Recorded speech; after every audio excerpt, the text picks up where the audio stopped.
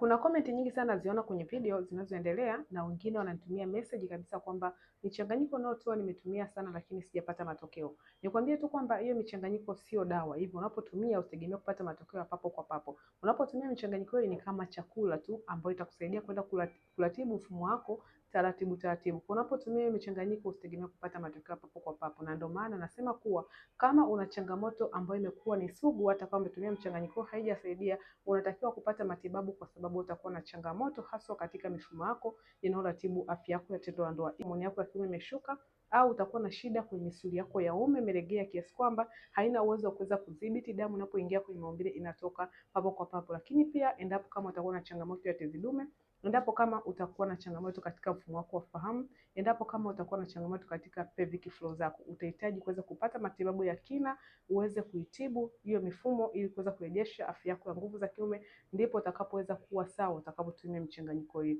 Chukua namba yangu nipigie kama utakuwa na changamoto yoyote inayohusiana na tendo lako la ndoa uweze kupata matibabu sahihi.